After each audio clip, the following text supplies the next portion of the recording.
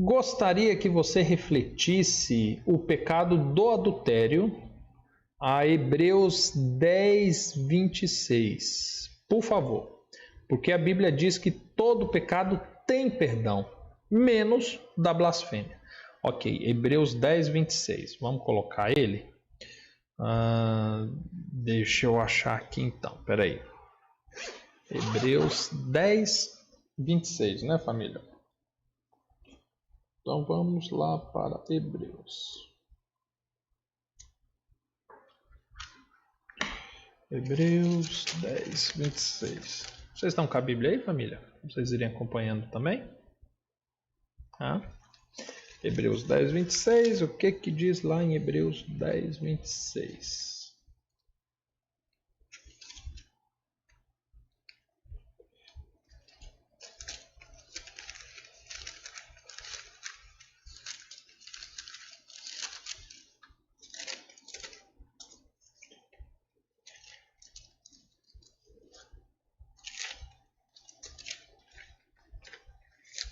Eu já estava para ligar na Sociedade Bíblica Brasileira. Eu falei assim, rapaz, vocês me venderam uma Bíblia sem um livro de Hebreus. Não, mas está aqui. Hebreus 10, 26. Vamos ler só o texto que ele citou para ver se existe a necessidade de nós lermos o contexto. Hebreus 10, 26 diz assim: se voluntariamente continuarmos no pecado, depois de termos recebido o pleno conhecimento da verdade, já não resta mais sacrifício pelos pecados, mas certa expectação horrível de juízo e ardor de fogo que há de devorar os adversários. Tá, então vamos entender o seguinte, só por esse verso aqui, realmente, não vai se fazer necessário nem fazer a leitura do contexto. E agora eu nem sei se era esse verso que ele queria citar. Porque o que acontece? O contexto dessa pergunta, para talvez você que está aqui e é novo no Manual do Casamento, quando ele pediu para eu fazer essa referência aqui, essa leitura, essa análise desse verso em relação ao adultério e alegando que apenas a blasfêmia contra o Espírito Santo que é o pecado que não tem perdão, o que acontece? Existe uma discussão no meio cristão, principalmente quem lida com casamentos e restauração do casamento, a respeito do segundo casamento. Porque a Bíblia identifica um segundo casamento, sendo o cônjuge do primeiro casamento vivo, a Bíblia considera como adultério.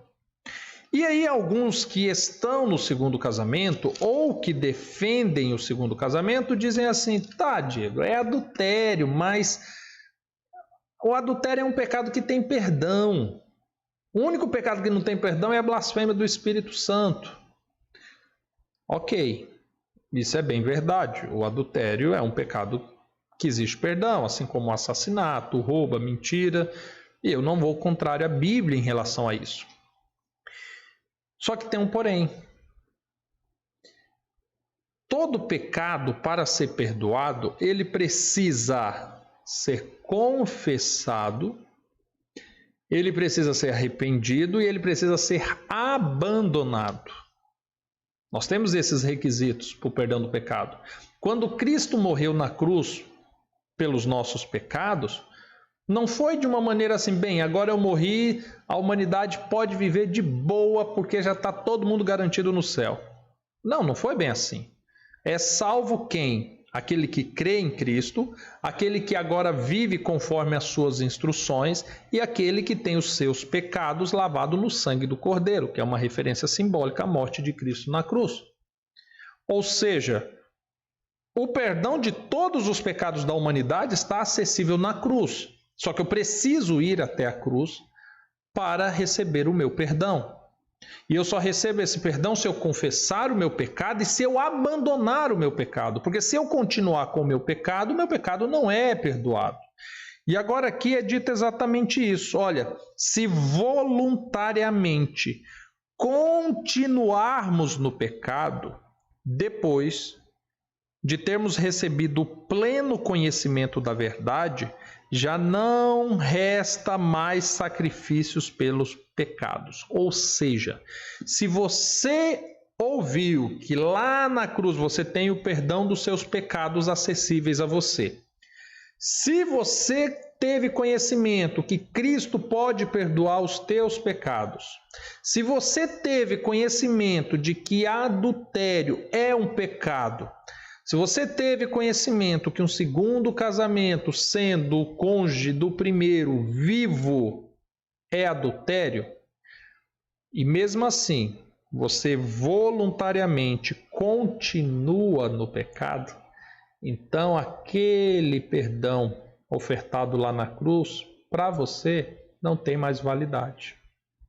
É o que o texto está dizendo. Agora, quando nós falamos aqui voluntariamente continuarmos no pecado, é qualquer pecado. Inclusive adultério. Diego, mas o adultério tem perdão, Diego. É só a blasfêmia contra o Espírito Santo que não tem perdão. Ok. Só que eu preciso abandonar o pecado. E o texto que você me citou diz exatamente isso.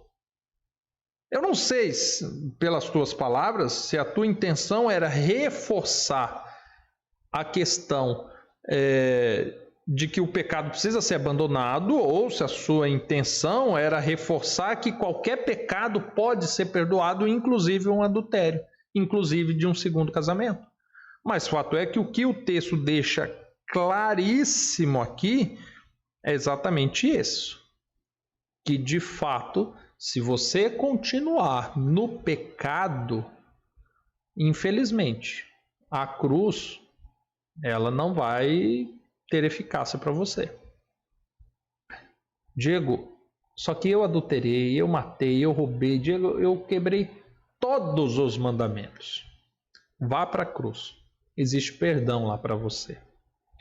Diego, eu fui e pedi perdão, mas eu continuei voluntariamente matando, roubando, adulterando da mesma forma que eu fazia antes. Ok, nesse caso, já não resta mais sacrifício pelos pecados.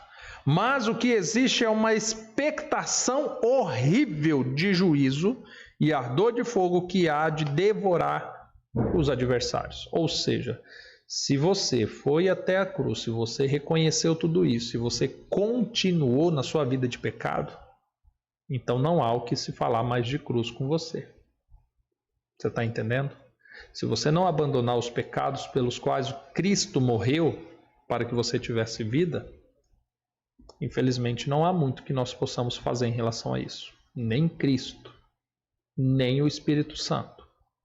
Se você recebeu de graça a oferta da salvação e do perdão dos seus pecados, mas você rejeitou porque talvez você ama muito a sua segunda esposa, talvez porque, Diego, mas eu já estou há tantos anos com meu segundo marido, enfim, seja lá qual for a sua justificativa, se você permanecer no pecado voluntariamente, então não há mais o que se discutir em relação a isso, tá bom?